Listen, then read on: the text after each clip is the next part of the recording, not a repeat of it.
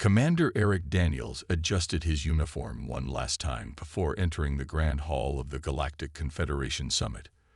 The massive dome on planet Zortax glittered with light reflected from 3 moons visible through the transparent ceiling. Representatives from over 200 species filled the room, their voices a mix of sounds no human throat could make. Ready for another day of being ignored, Ambassador Linda Hayes appeared beside him, her gray hair neatly pinned back, her eyes tired but determined. "I'm always ready to be the human punching bag," Eric replied with a small smile that didn't reach his eyes. For almost 20 years, humans had been part of the Confederation, but they remained outsiders. The aliens saw them as newcomers, as primitives who had barely figured out faster-than-light travel before being discovered. Eric made his way to the human delegation's seats, located in the far back corner of the hall, naturally. The location said everything about humanity's status in galactic politics. "The Council recognizes Ambassador Zorn Vextal of the Vexari Imperium," announced the Council speaker, a tall, willowy being with skin like polished silver. The Vexari ambassador rose from his seat. His scaled skin shimmered with purple and blue as he moved to the central platform. Eric had dealt with Vextal before and knew what was coming. Nothing good. "Esteemed colleagues," Vextal began, his translator converting his hisses into smooth, cultured speech. "I bring news of a concerning development. The human colony on Harmony has shown signs of a previously unknown biological contaminant. In the interest of galactic safety, we have implemented a temporary quarantine." Eric sat up straight. This was the first he had heard about any quarantine on Harmony. He turned to Hayes with wide eyes. She looked equally shocked. "No notification was sent to Earth government," Hayes whispered. "This is against at least 3 treaty agreements." Eric checked his data pad quickly. Harmony was home to nearly 10,000 human colonists. Governor Susan Powell had sent her weekly report just 2 days ago, with no mention of health issues. When Vextal finished speaking, Ambassador Hayes immediately requested to speak. The council speaker hesitated before reluctantly acknowledging her. "The Earth government has received no information about any biological issues on Harmony," Hayes stated firmly. "We request immediate evidence of this contamination and consultation with our own medical experts." Vextal's scales rippled, a sign of dismissal in Vexari body language. "The quarantine is already in place. This is merely a courtesy notification." For the next 3 hours, Eric watched as Hayes tried to get more information. Every request was blocked or delayed. Other species who normally supported human interests remained silent, unwilling to challenge the powerful Vexari. During the lunch break, Eric overheard 2 alien representatives talking near the refreshment area. "The humans should be grateful we allow them any colonies at all," one said, not bothering to lower its voice. "Barely civilized apes who got lucky with their technology." Eric kept his face blank, a skill learned from years of diplomatic service. But something shifted inside him, a cold, calculating feeling replacing his usual optimism. That evening, in the secure human embassy on Zortax, Eric paced the floor of Hayes' office. "This isn't about any biological contamination," he said. "They're testing how much we'll tolerate. First, it's one colony, then another, until we're pushed back to our solar system." Hayes nodded slowly. "I know. But what can we do? Our fleet is tiny compared to theirs." Eric stopped pacing and looked out at the glittering city through the window. "We fight back, but not with ships or weapons." "How?" "They think we're primitive, useless, but they don't realize how much of their technology runs because of us now. Human engineers, programmers, technicians, we're everywhere in their infrastructure." Eric turned back to Hayes, his eyes reflecting the city lights. "What if we showed them exactly what happens when humans decide to stop helping?" Hayes studied him carefully. "That's dangerous thinking, Eric. So is putting 10,000 of our people under quarantine without cause." He placed a data pad on her desk. "I have a proposal. Something we're calling Silent Switch." As Hayes began reading, her expression changed from concern to interest, and finally to grim determination. "Get me a secure line to Earth," she said. "This is going to change everything." 6 months passed since the quarantine of Harmony Colony. On the surface, humanity appeared to accept the Confederation's decision. Official protests were filed and politely ignored. The 10,000 colonists remained cut off from the rest of human space. Olivia Martinez stepped off the shuttle at Lunar Base Alpha, her small travel bag clutched tightly in her hand. A tall man in a plain gray uniform waited for her. "Ms. Martinez, I'm Director Alan Reeves. Welcome to Project Silent Switch." Olivia nodded, trying to hide her nervousness. "I still don't understand why I was chosen. I'm just a systems engineer from the Mars colony." Reeves led her through a series of security checkpoints, each more thorough than the last. "You're being modest. Your work on the Phobos communications grid saved thousands of lives during the dust storms. You can solve problems no one else can even identify." Deep beneath the lunar surface, they entered a large room filled with screens and busy workers. Maps of the galaxy covered the walls, with thousands of blinking lights. "What is this place?" Olivia asked, eyes wide. "The truth about humanity's place in the galaxy," Reeves replied. He brought up a holographic display showing a complex network of connections. Each light represents a human working in critical galactic infrastructure: engineering, communications, security, maintenance. Olivia stared at the vast network. "I had no idea we were so integrated." "The aliens don't either," Reeves said with a thin smile. "They think of us as primitive newcomers, but we've become essential. Humans work jobs other species won't touch. We troubleshoot problems they can't solve. We take risks they won't consider." He pointed to a cluster of lights near the galactic core. "The central banking system. Human security experts maintain it. Major communication relays. Human technicians keep them running. Luxury resort atmospherics.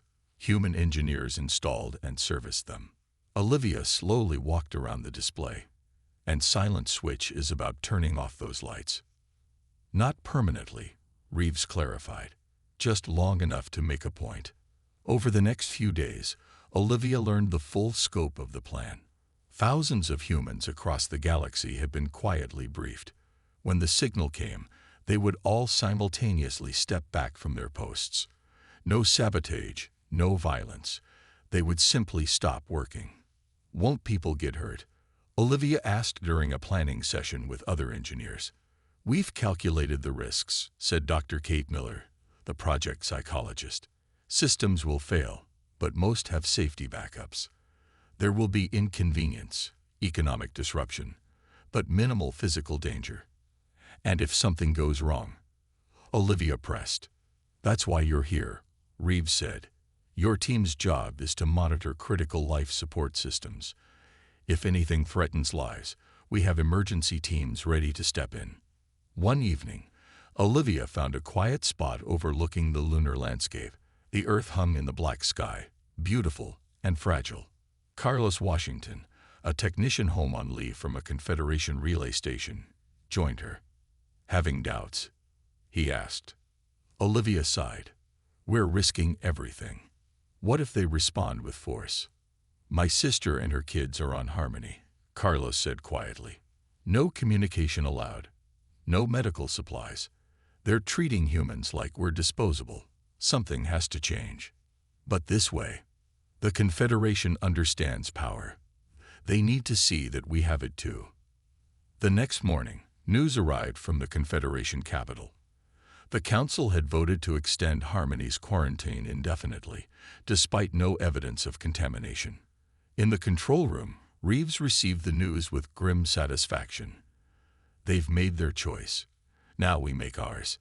He turned to the room full of engineers, technicians, and coordinators. "Send the signal. Operation Silent Switch begins now." Across the galaxy, on hundreds of worlds and stations, humans received the simple message on their secure devices: "Harmony needs you. The time is now." Olivia watched as the first lights on the galactic display began to blink from green to red. The quiet rebellion had begun. Chief Engineer Frank Nelson had worked on the resort world of Azuria for 5 years. The planet was a playground for the galaxy's elite, politicians, business leaders, and celebrities from dozens of species. Its carefully controlled atmosphere provided the perfect mix of gases for every visitor. Frank checked his messages one last time. The signal was clear. Silent switch was active. He took a deep breath and walked into his supervisor's office. "I need to take emergency leave," he said to the surprised Trellin manager. "Family matters." "But the counselors' summit starts tomorrow," the Trellin protested, his tentacles waving in agitation. "All atmospheric systems must be at peak performance." "My assistant can handle it," Frank replied, knowing full well that his assistant, also human, was having the same conversation elsewhere in the facility. By nightfall, all 23 human technicians had left Azuria. The resort's management wasn't worried yet. Their systems were automated, after all. 3 days later, the first alarm sounded. At Nexus 7, the largest communications hub in the Eastern Spiral Arm, Network Administrator Pamela Wright gathered her team in the break room. "The Earth Cultural Embassy has declared today the start of Human Heritage Week," she announced to her alien coworkers. "All humans are required to participate." "But what about the network?" asked her Voltrex supervisor, static electricity crackling around his eye stalks. "We need your team to maintain connection speeds." Pamela smiled apologetically. "It's a mandatory cultural observance. I'm sure you understand the importance of respecting diversity." The Confederation prided itself on respecting cultural practices. The supervisor couldn't argue without seeming prejudiced. By that evening, the entire human staff had departed, leaving only automated systems running. Within 2 days, data backups began failing. Within 4, transmission speeds dropped by 60%. Messages between sectors faced growing delays. The Confederation's constant flow of information slowed to a trickle. On the banking world of Thalassa, Security Director George Barrett had just completed his morning rounds when his comm unit beeped with the silent switch signal. He walked calmly to his office and composed a brief message to management. "Required to attend human family gathering. Will return in 2 weeks." Before anyone could respond, he and 50 other human security experts had boarded shuttles off-world. The Thalassan Central Bank processed trillions in transactions daily.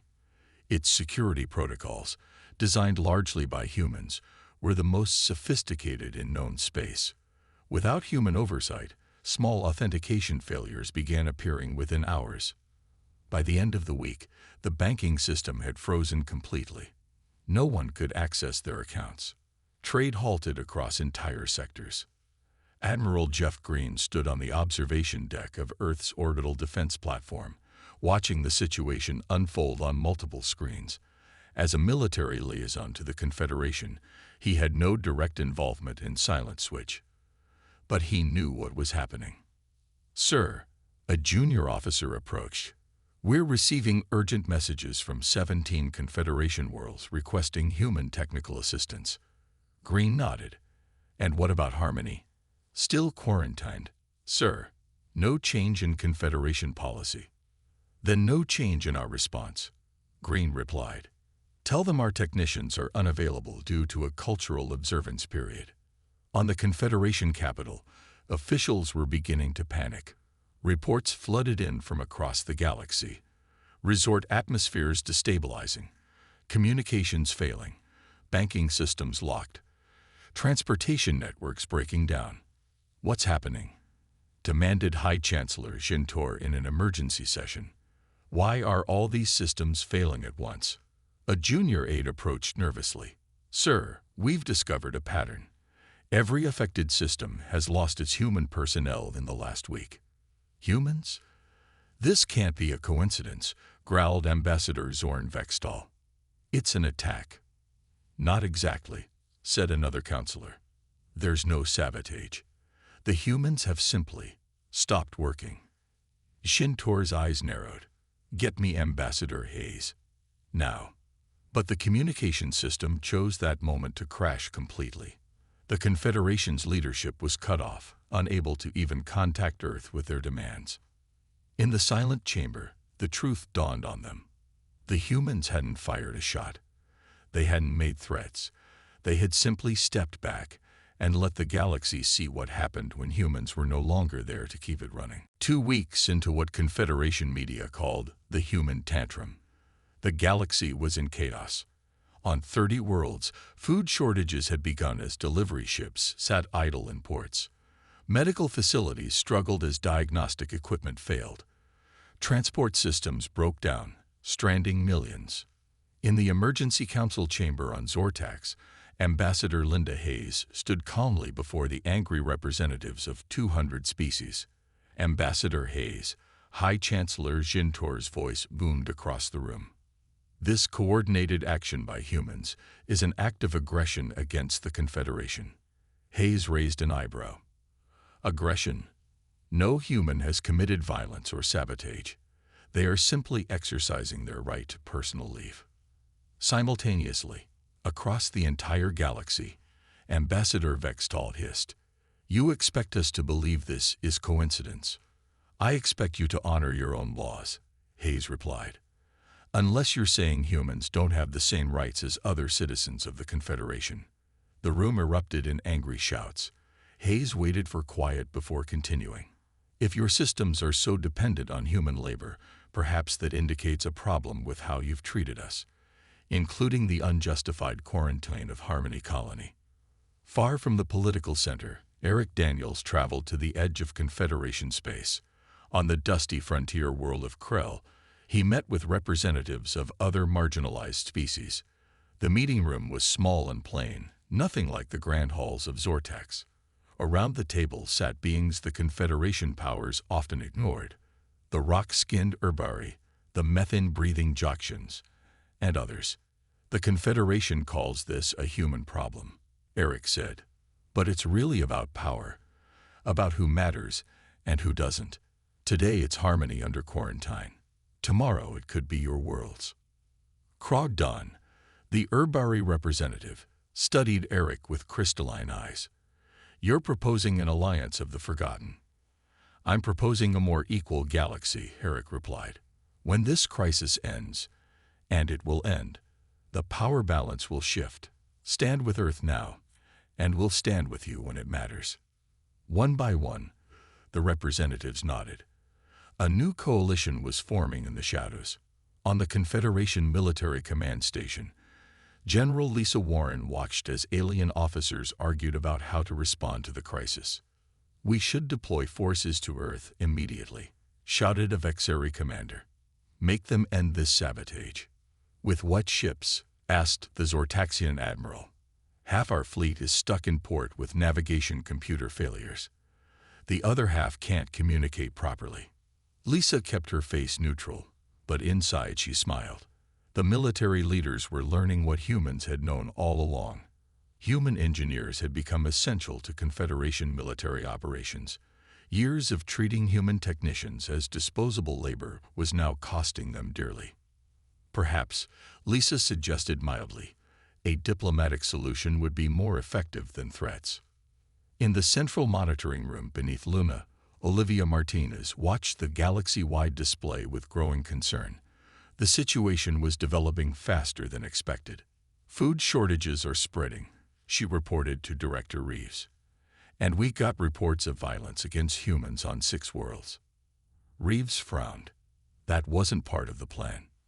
"People are scared," Dr. Miller said. "When people get scared, they look for someone to blame."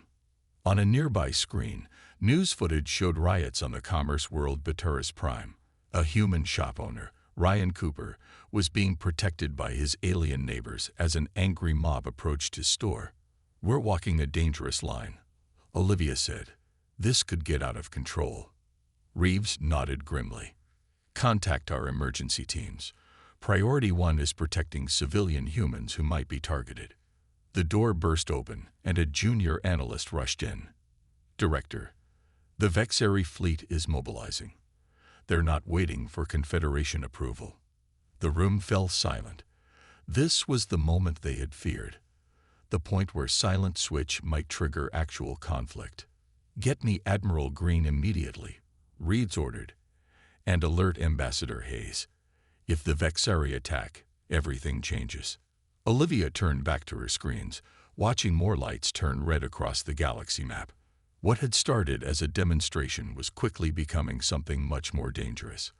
The question now was whether they could control what they had started, or if the galaxy was about to explode into open conflict. 1 month into the crisis, the Confederation was paralyzed. Emergency meetings ran day and night without solutions. Some council members demanded immediate concessions to human requests. Others refused to reward terrorism, though humans had made no explicit demands. Governor Susan Powell of Harmony Colony appeared on a weak, flickering broadcast. Her face was thin, her eyes tired. "The quarantine has cut off our medical supplies," she reported. "We have 23 dead from treatable illnesses. Our children are hungry. If this continues, we won't survive another month." The message spread across human networks like wildfire. Rage replaced calm determination. On monitoring stations, Director Reeves watched with growing alarm as human compliance with silent switch protocols began to slip. "We're losing control," he told Olivia during a late-night strategy session. "The plan was passive withdrawal, but people are getting angry. They want to hit back." Before Olivia could respond, alarms blared across the command center. A red alert flashed on the main screen. "What's happening?" Reeves demanded. A technician looked up with wide eyes. "The central authentication network just went down. Completely." Beth Sanders sat in her small apartment on Nexus Station, watching her computer screens with grim satisfaction. As a systems administrator for the Central Authentication Network, she had access to the most sensitive parts of the Confederation's identity system. Now she had used that access to shut it down completely. Her brother and his family lived on Harmony. Their last message had mentioned her niece was sick with no medicine available. That was 3 weeks ago. She'd heard nothing since. "This is for Emily," she whispered as she activated the final lockout protocol. "Let them feel what it's like to be cut off." Across the galaxy, billions of beings suddenly found themselves unable to access their identification data.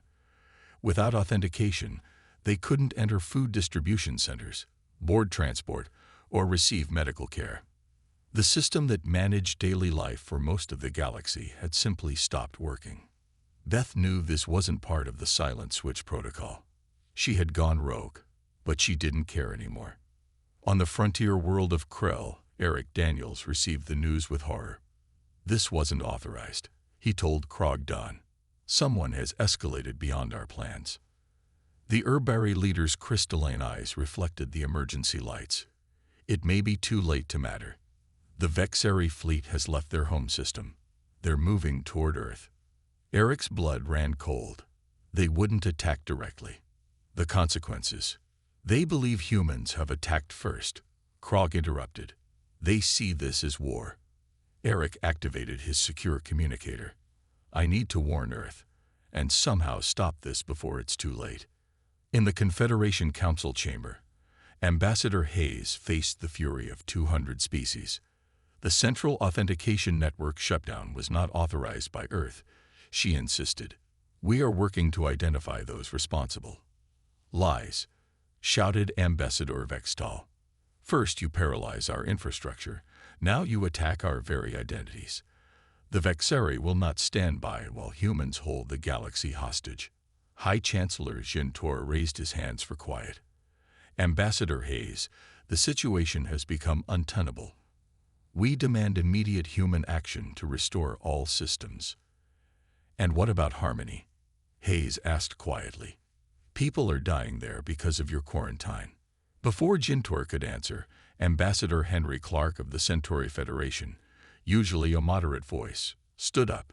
"If we don't resolve this now, there won't be a Confederation left to save," he said.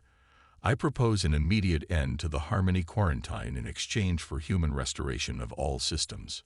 The chamber erupted in arguments. Half the council supported the proposal. Half rejected any surrender to human pressure. On Earth, First Minister Eleanor White received the reports with growing dread. The Vexari fleet would reach Earth space in 3 days. The Confederation was breaking apart over how to respond. And now rogue humans were taking matters into their own hands. "Contact Director Reeves," she ordered her staff. "Tell him to find whoever shut down the authentication network and reverse it immediately. Then get me Admiral Green." She stared out her office window at the peaceful Earth below. "We wanted to make a point, not start a war. Let's hope it's not too late to stop one." 6 weeks into the crisis, the galaxy teetered on the brink of collapse. Supply chains had completely broken down. Multiple worlds faced severe food and medicine shortages. Riots erupted on dozens of planets as desperate people fought over dwindling resources. In the cold darkness of space, the Vexari battle fleet approached a small human outpost on the edge of Earth's territory. Aboard the flagship, Commander Vex prepared for what he considered a simple show of force. The humans would surrender quickly when faced with superior firepower. "Weapons locked on target," his officer reported. "Outpost shields at minimal capacity." "Fire warning shots," Vex ordered. "Let them know we're serious." The lead ship fired energy blasts that flashed past the small station.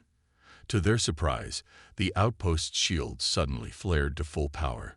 Hidden defense systems activated, locking onto the Vexari ships. "Impossible," Vex muttered. "Our intelligence said this was a civilian research post." His communications officer turned from her console. "Sir, we're receiving a message from the outpost." A human woman appeared on screen. Commander Diane Butler looked calmly at the Vexari fleet. "This is your only warning. Retreat immediately, or we will defend ourselves." Vex laughed. "With what? Your outpost is tiny." In response, Butler simply pressed a button. Suddenly, dozens of small attack drones launched from hidden bays around the station, surrounding the Vexari ships. The humans had been preparing for this possibility all along. On Earth, the United Earth government publicly denied organizing any coordinated action while secretly preparing for the next phase. First Minister White addressed the Global Council. "The Vexari attack was repelled without casualties on either side," she reported. "But this changes everything. We need to resolve this crisis before real shooting starts." She turned to her security chief. "Send Eric Daniels to negotiate directly with the Confederation Council. It's time to show our full hand." In the Lunar Command Center, Olivia Martinez argued fiercely with Director Reeves. "We can't just abandon the colonists on Harmony," she insisted. "The quarantine is killing them day by day." "It's too dangerous," Reeves countered. "Any attempt to break the quarantine could trigger full-scale war." Olivia looked around at her team of engineers and technicians. "We joined Silent Switch to protect our people. If we let Harmony die while we play these political games, what was it all for?" Later that night, Olivia met secretly with Captain Kevin Barnes, an Earth Navy pilot with access to a fast medical transport. "It's completely unauthorized," she told him. "If we're caught, we'll be disowned by Earth." Barnes nodded grimly. "My sister is a doctor on Harmony. I'd go alone if I could fly the ship and treat patients at the same time." "You won't be alone," Olivia promised. "I've got 12 volunteers. Engineers, doctors, security. When do we leave?" "Tonight." In the Confederation Council chamber, Eric Daniels stood before the hostile gathering. Unlike Ambassador Hayes' diplomatic approach, Eric came with different tactics. "You've called this a human tantrum," he began. "A childish protest. Let me show you what it really is." He activated a holographic display showing the full extent of human integration into galactic systems. Thousands of critical positions held by humans. Countless systems dependent on human expertise. This isn't a protest. It's proof of humanity's value to this galaxy. You quarantined Harmony as if humans were disposable. We've shown you we're not. Ambassador Vextol rose in anger. "This is blackmail." "This is reality," Eric countered. "You built a society dependent on us, while treating us as second-class citizens. That ends now. High Chancellor Jintor studied the display with new understanding. What are your demands? Not demands. Proposals for a new relationship. First, end the Harmony quarantine immediately. Second, establish new protocols requiring consensus for such actions in the future. Third, create a commission to review the status of all member species.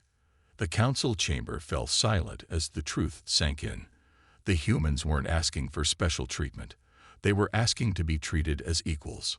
Meanwhile, unknown to the council or even Earth's government, Olivia's unauthorized rescue mission slipped away from lunar orbit, racing toward Harmony on a desperate mission of mercy. 2 months after the first human walked away from their post, the Confederation Council formally voted to end Harmony's quarantine. The vote wasn't even close. The experience of the past weeks had changed minds across the galaxy. As humans gradually returned to their positions, systems slowly came back online. Communication networks stabilized first, followed by transportation, then financial systems. The galaxy breathed a collective sigh of relief. On the newly liberated Harmony colony, Governor Susan Powell greeted the emergency medical teams. Olivia Martinez stood among them, exhausted but proud. Their unauthorized mission had arrived just in time to save dozens of critically ill colonists. "We heard about your rescue mission across the colony," Powell said, shaking Olivia's hand. "You risked everything to help us." Olivia looked at the recovering patients in the makeshift hospital.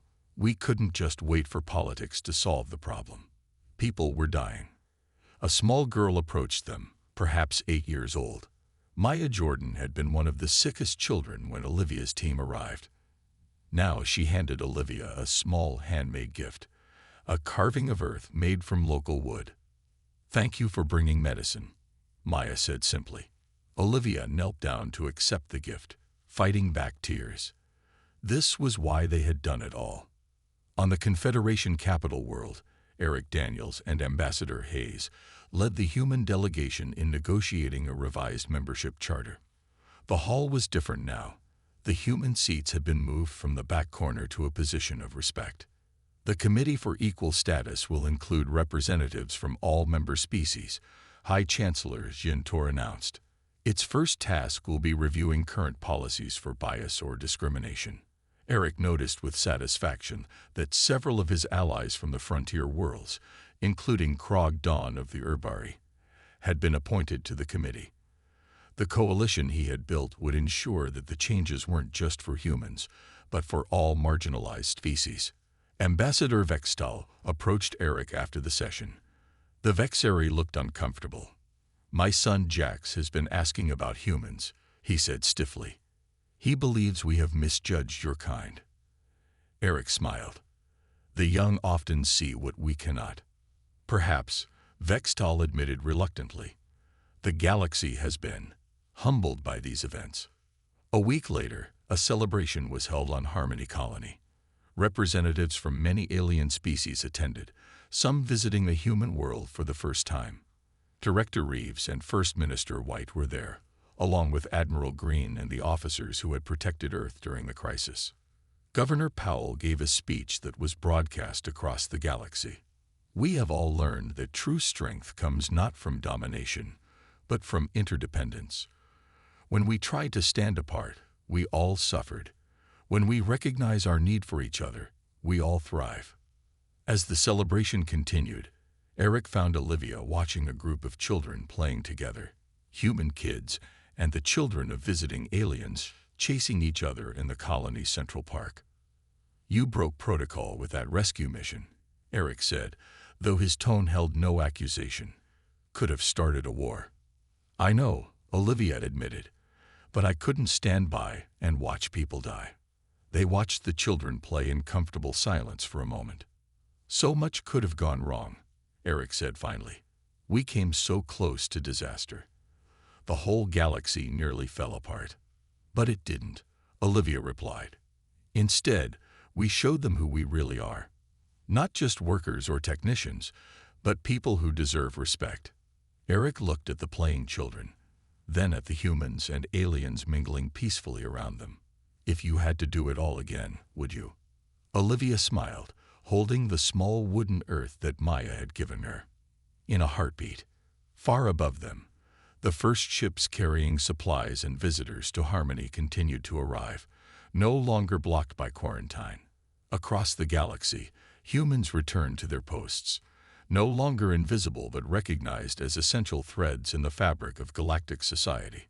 The humans had not fired a single shot, they had simply stopped helping. And in doing so, they had changed the galaxy forever.